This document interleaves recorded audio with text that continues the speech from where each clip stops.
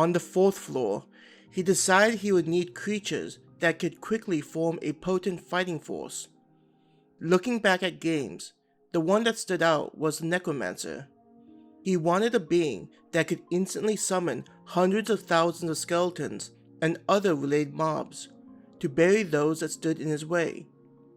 Though he could easily wipe out anything, considering his broken ability, he liked the image of kingdoms and empires being overrun by the dead.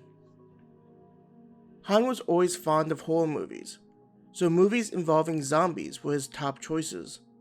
Throughout the floor, he created tombstones and mausoleums, dead trees, and other sinister-looking objects to create the feeling of death surrounding those who entered this level. When he and Helania were teleported to the exit, Han began to build his powerful necromancer. Picturing a sexually suggestive-looking woman with pale skin and white hair, he outfitted her in leather and gave her a broadsword and whip. Giving her the name of Queen of Death, he went through and outlined her backstory. Like all of his creatures, Queen would be completely loyal and devoted to him. The only difference with her necromancer skill was how she wasn't weak to holy magic. She could, in fact, use divine magic, which was weird and unexpected. Han pictured what enemies' faces would look like when divine magic didn't affect her at all. Laying his hand on her cheek, Han said, "My beautiful queen, you are not only in charge of protecting this floor, but you are also in charge of my armies." Glancing to his side, he quickly created 100 creatures that were formed from shadow and looked like ninjas. Looking back at Queen, he informed her, "These creatures shall be your responsibility and, in addition to myself, will be controlled by you. They are created for the sole purpose of espionage roles.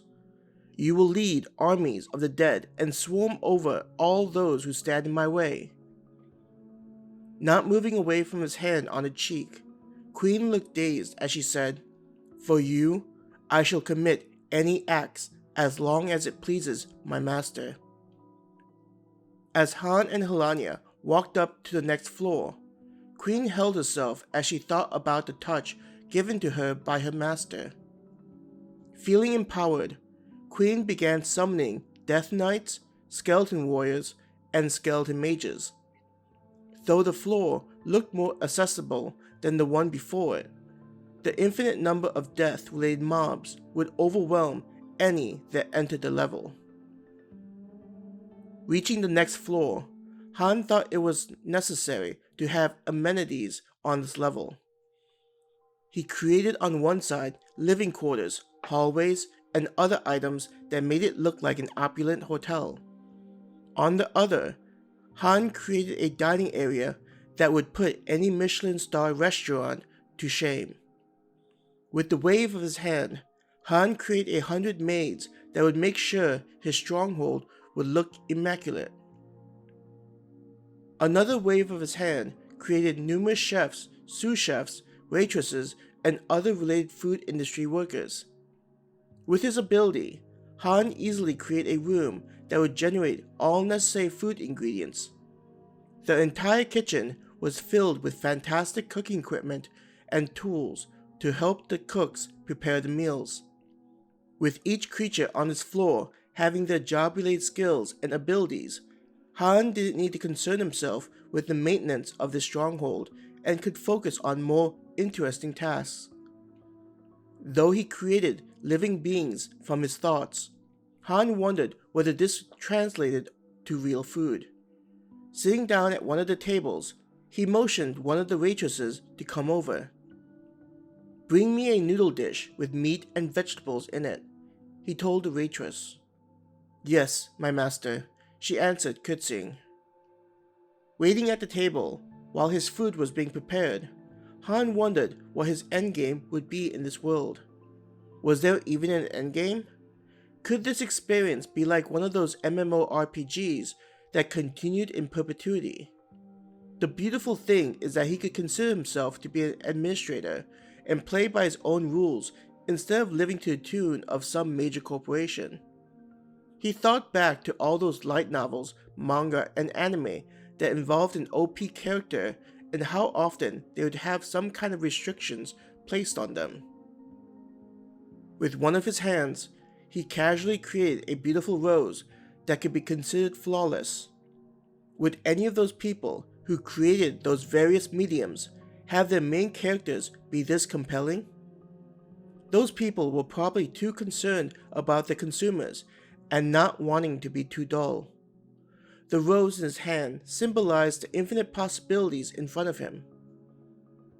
Helania, I created this for you, to match your beauty.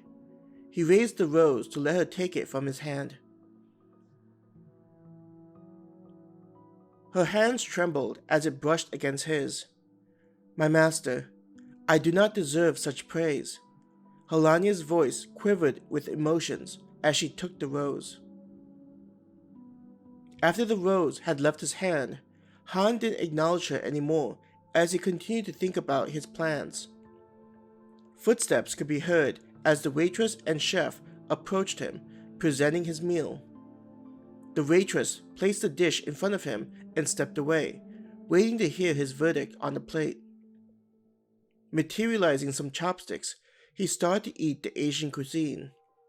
The recipe reminded him of various regional dishes, a hint of Japanese, Korean, and Chinese influences. Everything seemed to be perfectly cooked and made him want to continue eating more. Within moments, Han was drinking the soup and emptying the bowl. It was delicious, he said to the nervous-looking waitress and chef. We do not deserve your praise, both of them shouted out, bowing nearly 90 degrees. Waving his hand to acknowledge them, he got up and continued towards the stairs that led to the next floor. Considering how many stories he made the structure have, Han decided that this could be the last level. The nice thing about his ability dealt with if he changed his mind, then he could just make modifications to the structure. He couldn't imagine intruders being able to go through the 3 floors he created. Though the structure looked decently sized from the outside, each of the floors were the size of a large city. It felt like something out of a particular Time Lord TV show, where the inside was more significant than the outside. There could be nearly an infinite number of floors, and the outside would still look like a decently sized skyscraper. All his creations could teleport anywhere within the structure, so he didn't need to worry about some kind of transportation system inside. If he did create one, it would likely detract from the image he was trying to convey. Arriving on the last floor, Han imagined a long hallway similar to something in a royal palace. On either side of the corridor were statues of beautiful women, some of them in erotic poses. There were chandeliers repeated down the center of the ceiling, looking like they were created out of diamonds. The way they glittered took his breath away. Walking down the hallway, he would make some minor changes based purely on his mood. When he decided that he had walked a decent amount of time, Han imagined a hellish-looking French door opening made out of something similar to granite. Each door had an image of a beautiful woman, one of them looking like an angel and the other a devil. Both of them looked like they were in pain, but their facial expression seemed like they were experiencing pure ecstasy. Around their necks was a metal collar with a chain running down from the collar to where the door handles were. The size of the doors was enormous, but slightly smaller than the hallway. He was hoping that it gave a sense of awe if someone were to arrive at this entrance. Behind these doors would be a grand throne room that would make any typical throne room look like a linen closet. The doors opened as he walked towards them and let him see the splendor of it all. If a god were to have a throne room, then this is what it would look like. There was a short hallway that led to an opening. On either side of the hall were fountains with magnificent statues. Listening to the sound of the water made everything feel relaxing. A red carpet led to a raised floor where an opulent throne sat on top. The throne was made out of a mixture of obsidian and marble that looked like something out of the Roman Empire. Arriving on the throne, Han sat on top of it and made it mold itself to him in order to make it more comfortable for him to sit on. The feeling would be similar to a gelatinous seat that was formed enough but let him lean on either side of the armrest. He could probably sit on his throne for days without feeling uncomfortable. In front of him, off to the side of the red carpet, Helania was kneeling with her head bowed.